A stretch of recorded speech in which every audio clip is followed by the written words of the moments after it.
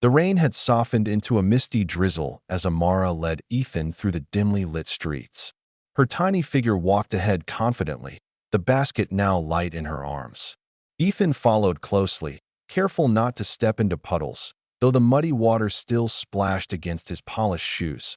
They passed narrow alleys filled with rusted tin roofs, flickering lamps, and stray dogs seeking shelter. The air smelled of wet earth and smoke. For a man used to marble floors and sparkling chandeliers, every sight was a shock, but also a revelation. "Do you walk this way every night?" Ethan asked, his deep voice breaking the silence. "Yes, sir," Amara replied. "It's safer when I walk fast. Some boys tease me, but Mama says not to fight. She says the world's already hard enough." Her words sank deep into his heart. He admired her bravery, the way she spoke with wisdom far beyond her years. Finally, they reached a small wooden shack at the end of a narrow dirt road.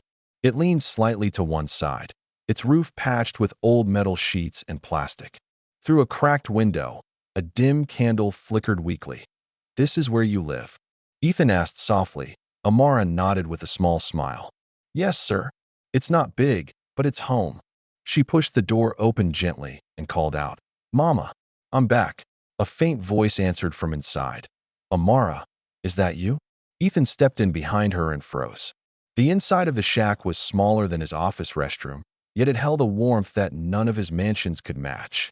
There was an old wooden table with only two chairs, a torn curtain separating a small sleeping space, and a pile of blankets neatly folded in the corner. On a thin mat lay Amara's mother, frail, her face pale, and covered with sweat.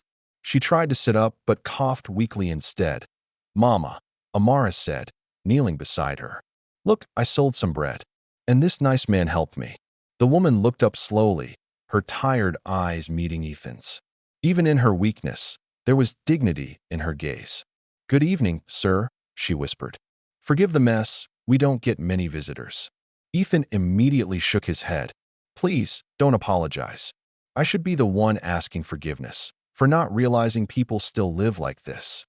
Her lips curved into a faint smile. "You're kind, sir, but we manage. The good Lord always sends help when we need it."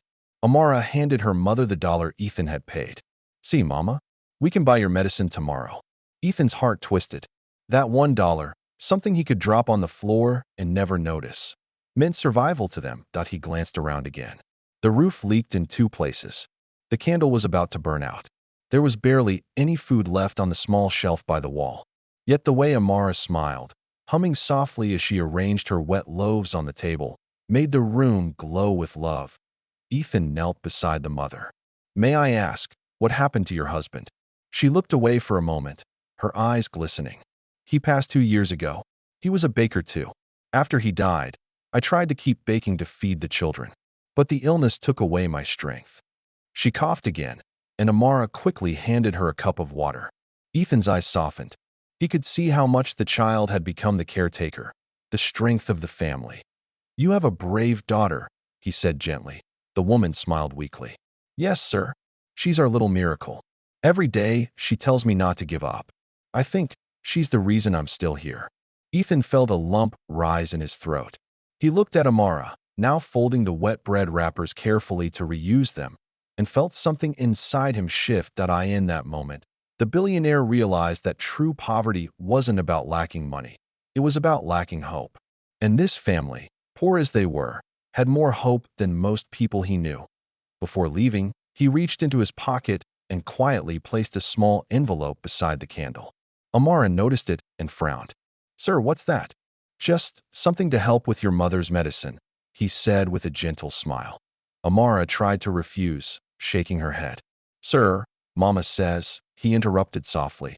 "I know what your mama says, and she's right. But sometimes, grace means letting others help too." Her little lips quivered, torn between pride and gratitude. Finally, she whispered, "Thank you, sir." As Ethan stepped outside into the quiet rain once more, he took one last look at the dim light flickering inside that shack. He had spent years surrounded by power, but he had never felt this small or this human. He whispered to himself, "Tomorrow, everything changes for them." And with that silent promise, the billionaire walked back to his car, his heart heavier than ever, but for the first time in a long while, alive.